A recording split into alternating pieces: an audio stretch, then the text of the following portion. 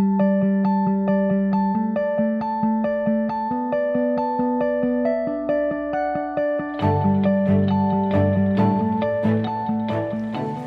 I'm Darren Miles with Darren Miles Photography, based here in normally beautiful sunny Southwest Florida, but not today. It's kind of rainy and overcast outside, and when we do rain, boy do we know how to do rain.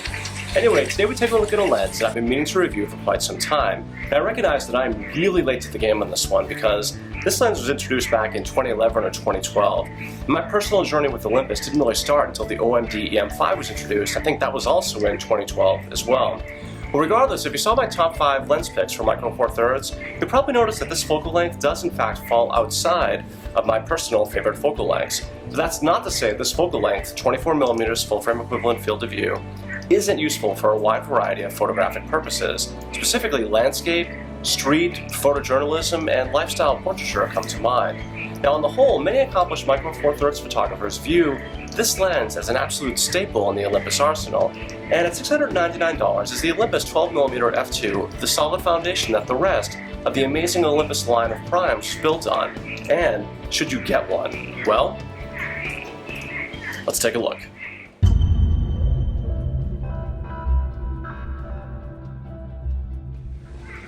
So first up is the build. Now I have the black version of the 12mm. It also comes in silver, adding a little bit of stylistic panache for a photographer's individual tastes and preferences. And this thing comes in just over 4.5 ounces, and Olympus once again managed to pack a whole lot into something with such a teeny tiny profile. Like the 17, 25, and 45, the 12 is literally thumb sized. But unlike the 25 and the 45, this one is actually built out of really solid materials. From the lens mount to the barrel, even the autofocus manual focus clutch mechanism, which is usually reserved for Olympus's really high-end pro offerings. And like the pro offerings, the implementation of the manual focus autofocus switch is extraordinarily well executed and refined. Like the 75mm f1.8, which to date is my favorite overall Olympus lens, Olympus places the 12mm f2 in their premium line, sort of slotted between the consumer-oriented and excellent aforementioned primes and the very serious pro line, which can get into the thousands of dollars price-wise.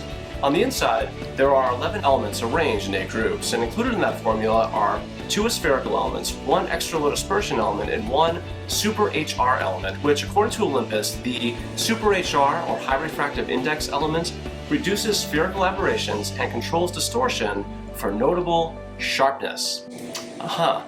There are 7 rounded aperture blades, which gives us decent bokeh rendering, but generally speaking, when you're shooting at something this wide, it really wasn't designed with mind-blowing bokeh as a centerpiece. Speaking of the aperture, it ranges from f2 all the way to f22, and the front filter thread is a minuscule 46mm. Lastly, the lens is in fact weather resistant.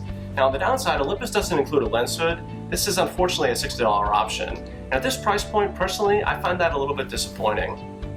But at least it's a high quality metal lens hood at that. So all in, it's a well-built and precisely put together piece of chiseled steel and sex appeal. Well, it's really not steel, but it is mostly made out of metal. But just the same, it's a noticeable notch above the consumer line of f1.8 lenses from Olympus, and as such, the 12 gets a very solid 9 out of 10 for build quality.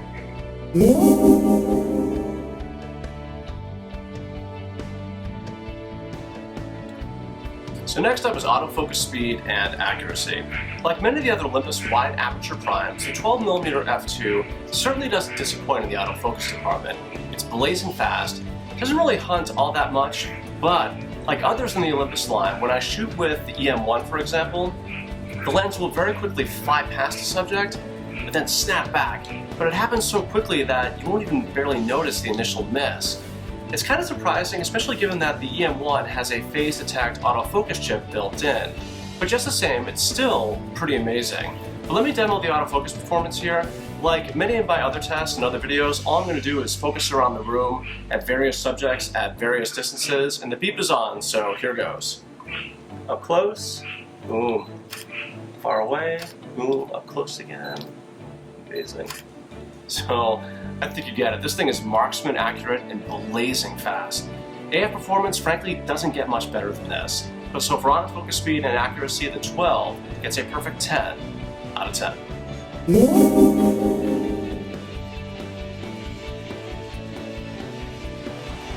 Next up is where the rubber meets the road, and that's optical quality and the quality of the results.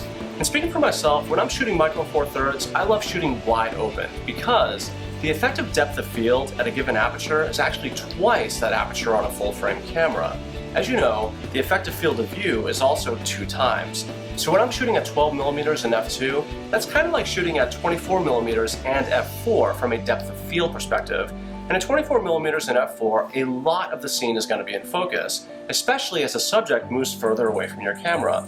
Now you can in fact get decent shallow depth of field if your subject is pretty close to the camera, and the bokeh rendering is actually kind of nice, even though the aperture diaphragm is only made up of 7 aperture blades. Now, one other thing to keep in mind before I show you the results with the 12mm. Speaking for myself, 12 to 40mm for the way that I personally like to shoot is sort of photographic no man's land for me. I find wider shots much harder to compose without bringing in some distracting element into the scene. But in spite of that, the 12mm made me work even harder to compose my shots, and all in, I'm really pleased with the results. But, as with all of my reviews, don't take my word for it, see for yourself. The next 2 to 3 minutes will be a series of stills and video clips illustrating the optical aptitude of the Olympus 12mm f2 lens. And if you like to shoot moderately wide angle and you are a micro four thirds shooter, then you are going to be in for a real treat.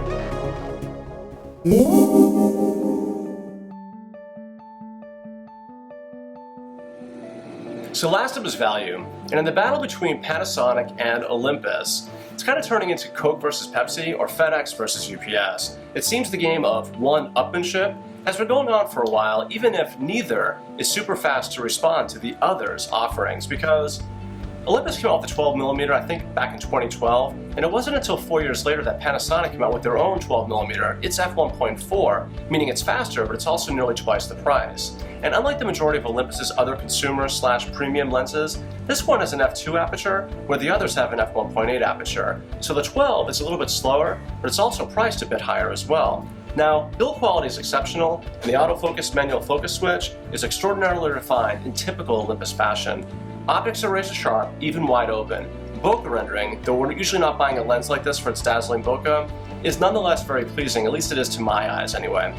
And with a minimum focus distance of just under 8 inches, the 12 does in fact have some value as a macro lens. And $699, it's a tick higher than most of Olympus's f1.8 line of primes, but it's built considerably better. So all in, it's a solid effort from Olympus, and the 12 gets a 9 out of 10 for value.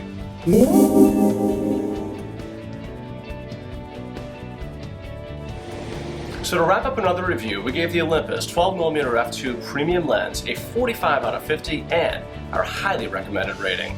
The final word: if you happen to be a street, landscape, or lifestyle portrait photographer who also happens to be a micro four thirds shooter, then there's definitely a place in your bag for the 12mm f2 from Olympus, complete with great optics, great build, a snappy and refined autofocus manual focus clutch mechanism, and super fast autofocus to boot. There's a whole lot to love about the 12mm from Olympus. Now on the downside, coming in at between $699 and $799, that depends on whether or not it's on sale. The 12mm does in fact come in a bit higher than the bulk of prosumer primes from Olympus. And if you really like this focal length, you may want to consider picking up the 12-40 f2.8 Pro. Granted, you give up a little bit of aperture, but you gain a lot more flexibility, and it's only a couple $100 more. Now just the same, the 12mm f2 Prime is yet another lightweight optical powerhouse in the Olympus Consumer Prime lens legacy. I'm Darren Miles with Darren Miles Photography, based here in beautiful, overcast today, but normally beautiful sunny Southwest Florida. If you like these reviews, please don't forget to subscribe. Thank you so much for watching, and until the next time, happy shooting.